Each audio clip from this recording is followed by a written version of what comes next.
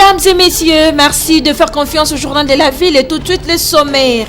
Le cardinal Laurent Mosengo Passigna, décoré à titre posthume au Grand Cordon dans l'ordre national, héros nationaux Kabila Lumumba par le chef de l'État Félix Antoine Tshisekedi Tshilombo pour les services rendus à la nation congolaise. C'était à l'issue des hommages lui organisés ce mardi 20 juillet au Palais du Peuple.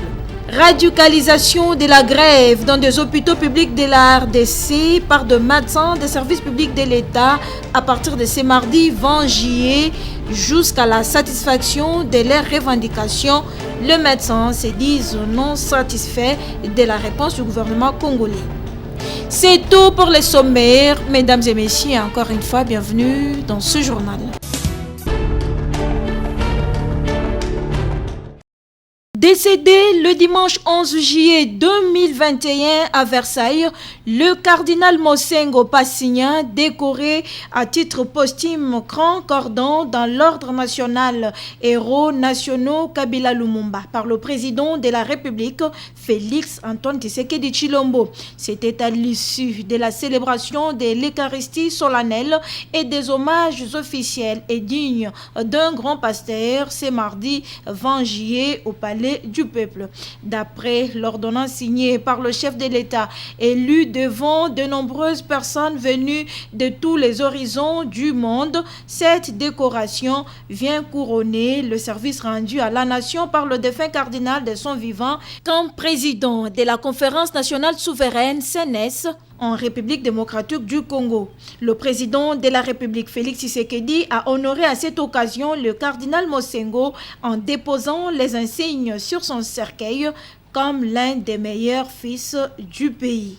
C'était en présence du chef de l'État du Congo-Brazzaville et de plusieurs autres personnalités politiques, membres du gouvernement, députés et sénateurs, représentants des confessions religieuses, les chrétiens catholiques et les invités de marque. Prenons la parole, l'officiant du jour, le cardinal Fridolin Ambongo, archevêque métropolitain de Kinshasa, a de prime abord remercié l'Éternel Dieu Tout-Puissant, maître des temps et des circonstances, puis rendu hommage mérité au cardinal Mosengo Passigna pour le travail abattu sans relâche jusqu'à sa mort pour l'Église et pour les pays.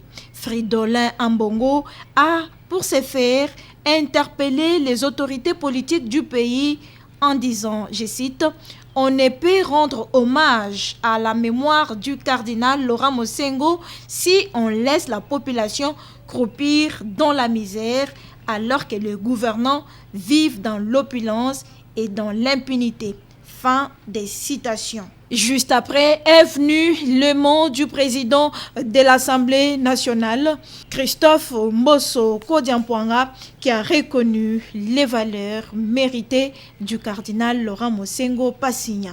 Puis, s'en est suivi les dépôts des gerbes de fleurs au bas du cercueil du cardinal Mosengo.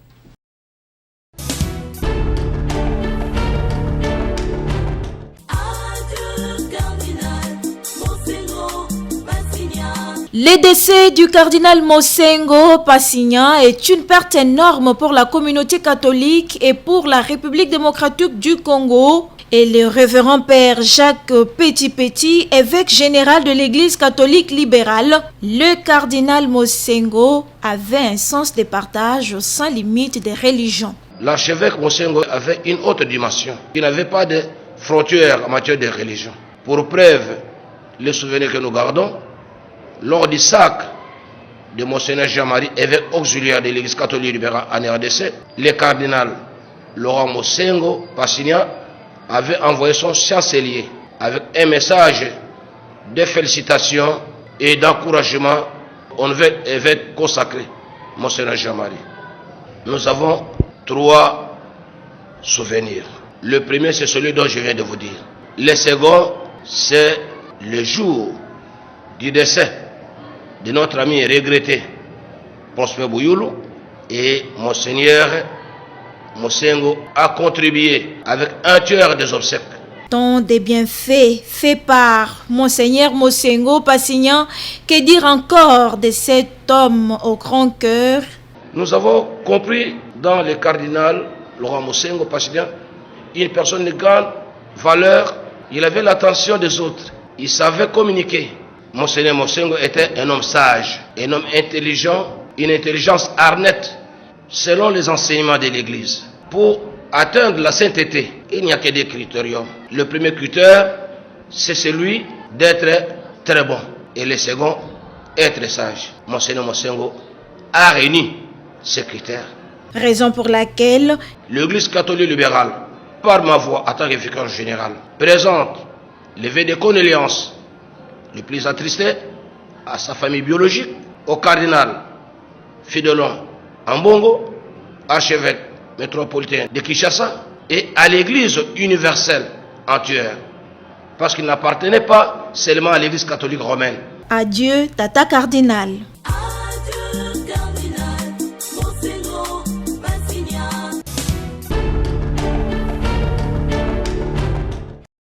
Les médecins des services publics de l'État ont radicalisé leur grève à partir de ce mardi 20 juillet jusqu'à la satisfaction à court terme de leurs revendications prioritaires présentées par le bon syndical au gouvernement congolais. Décision prise à l'issue des différentes assemblées générales et des conseils provinciaux et au regard de la réponse donnée à leurs revendications par le gouvernement. Les SINAMED, représentés par le docteur Mankoy Badjoki, le SIMECO, représenté par le docteur Juvenal Mwandalenda, et les SILMED, représentés par le docteur Kassongo, ont apposé leur signature sur cette déclaration. Nous, délégués syndicaux de médecins de service public de l'État, après analyse de la réponse gouvernementale par le médecin de service public de l'État, à travers les assemblées générales dans toutes les provinces, il ressort ce qui suit. 1. L'écrasante majorité de médecins de service public de l'État a exprimé sa grande frustration et a décidé de radicaliser le mouvement de grève sous la forme polarisation des urgences à partir de ce mardi 20 juillet 2021 à 8 h jusqu'au mardi 27 juillet 2021, estimant que le gouvernement de la République devrait répondre concrètement et de façon urgente à leurs revendications. 2. Les bureaux exécutifs provinciaux assureront la gestion de cette polarisation en tenant compte des réalités de terrain. 3. Les banques syndicales de médecins restent à la disposition du gouvernement de la République pour la poursuite des négociations directes, franches et fructueuses.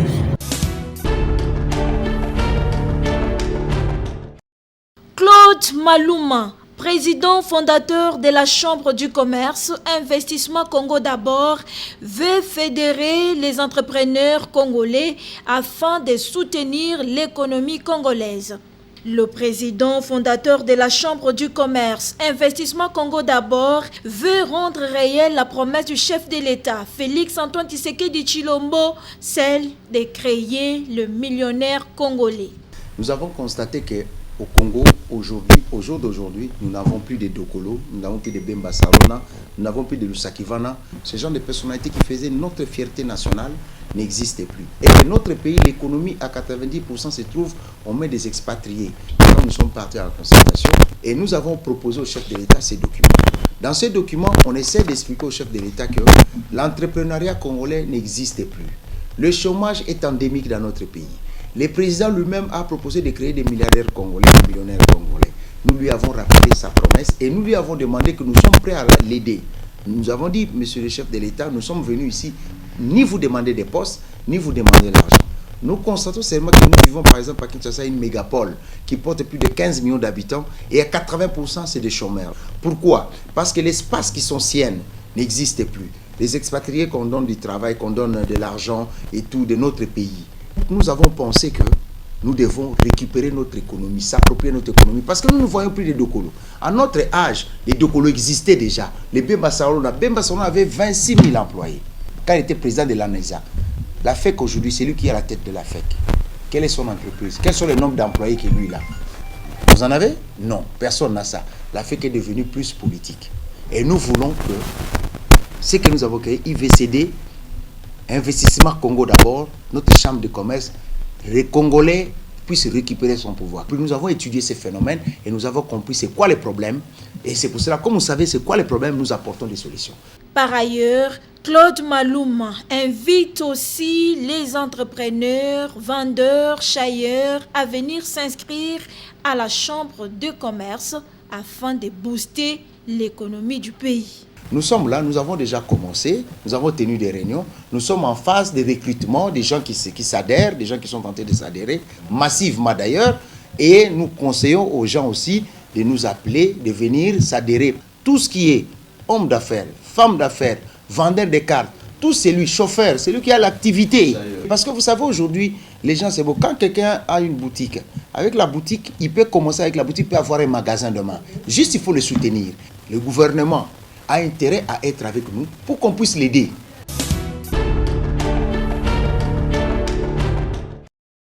La commune de Lagombe, dotée de 80% de l'éclairage public par le gouverneur de la ville de Kinshasa, Jean-Tini Ngobilambaka, dans le cadre de son initiative Kinshasa Bopeto. Un motif de satisfaction pour les habitants de Lagombe et des Kinoises et Kinois qui fréquentent cette commune, réputée commune miroir de la ville de Kinshasa. Il s'exprime. Puisque nous avons depuis temps nous allons butu éclairage public mikolo na Gombe kitoko makasi mwinde ezopela makasi otoloba na jargon kwesi tongolo rotiango et puis même ba cantonné otozomona bazo travailler sous na butu na Gombe pour une raison il y a obscurité à molili mais ces derniers temps va reprendre au travailler pour un éclairage comme kitoko vraiment en passant au féliciter son excellence gouverneur de la ville pour na musala kitoko asali na hôtel éclairage public sur le long boulevard na ba venu mususu na kati ya ville na Gombe. Félicitations na gouverneur na musala sala na si boulevard lumière commis très bien pe félicitations na bourgmestre sa commune na Gombe. Cette lumière qui éclaire aujourd'hui la commune de Lagombe va permettre à la population de bien travailler et de circuler en toute sécurité, rassure le bourgmestre de la commune de Lagombe, Fabrice Ngoï Kazadi, qui remercie le gouverneur Jean-Tini Ngobilambaka pour ces gestes combien louables. Nous sommes à 80% d'éclairage public, c'est pourquoi nous disons merci au gouverneur de la ville-province de Kinshasa, Jean-Tini Ngobila, pour cette volonté, parce que Kinshasa Bopeto, ce n'est pas un slogan, c'est une réalité. Aujourd'hui, nos agents travaillent la nuit dans la sécurité, les agents travaillent la nuit et grâce à la lumière, sur le boulevard du 30 juin, sur Poilou, et nous disons merci au gouverneur, nous disons merci au président de la République pour l'initiative Kinshasa Bopeto. Ce n'est pas un slogan. Cependant, le bourgmestre de la Gombe exhorte ses administrés d'en faire bon usage. J'exhorte aussi les administrés à faire bon usage de sorte que to garder minawana et que sungabiso makasi insécurité ko diminuer. Kinshasa Bopeto, c'est aussi la lumière car avec les Kuluna seront empêchés d'opérer comme ils ont toujours fait dans l'obscurité et la population sera en paix.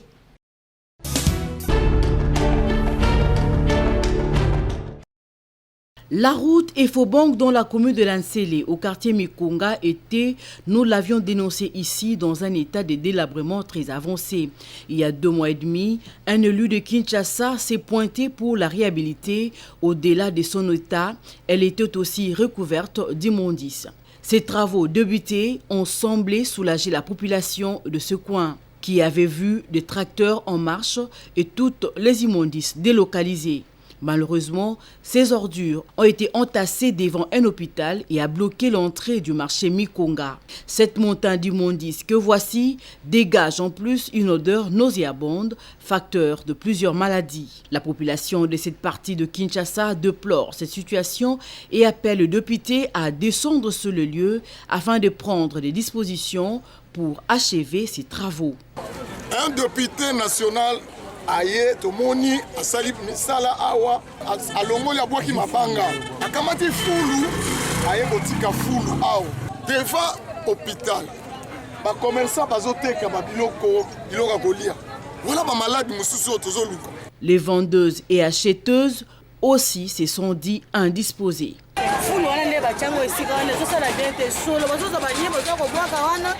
Il fallait longwa. Fulu na kacha watu mwenye respirer bien zate. Papa moi ezate.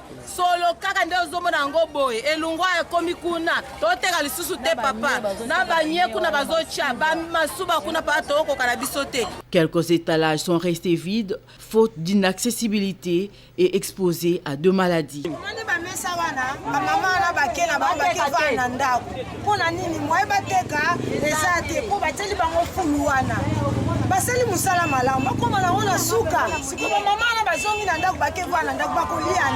De son côté, le chef du groupement Mikonga regrette cette insalubrité puisque lui a une autre vision de sa juridiction. C'est la merde. Nous, on a dû présenter un projet ambitieux qui allait même refléter la beauté de Mikonga. Parce qu'il y a un arrêté de désaffectation. Ça, c'est une rébellion qu'ils sont en train de mener. Faisons un état de droit, respectons les règles et le jeu politique.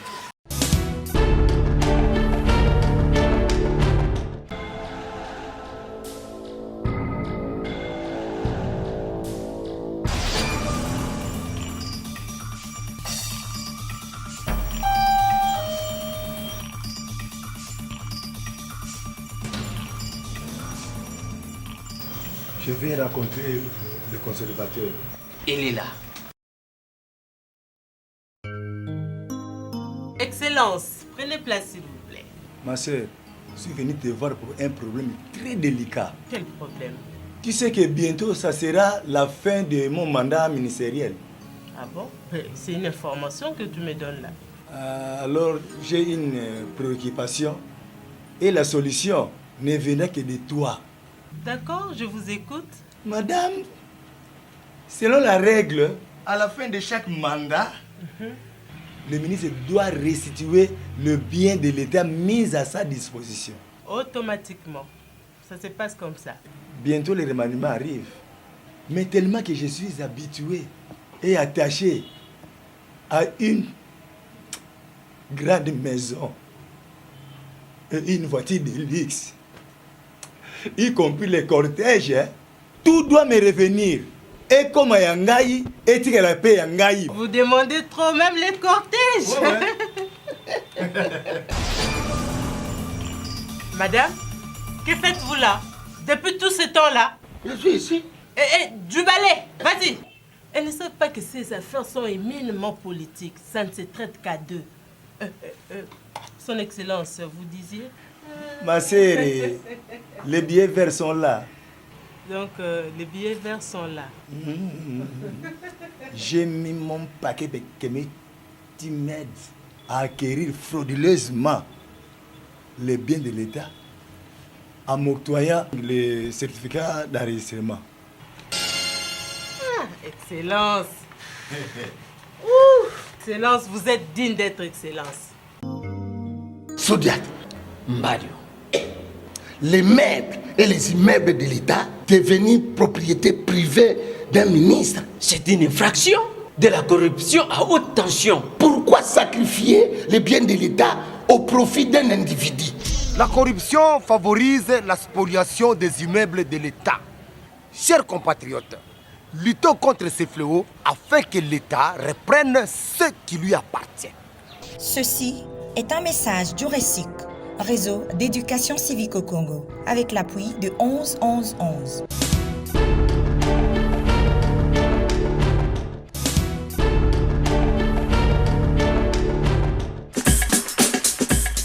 Nous sommes arrivés à la fin de ce journal de la ville. Mesdames et messieurs, merci de l'avoir suivi. Le prochain rendez-vous est fixé pour ce mercredi et d'ici là, portez-vous bien.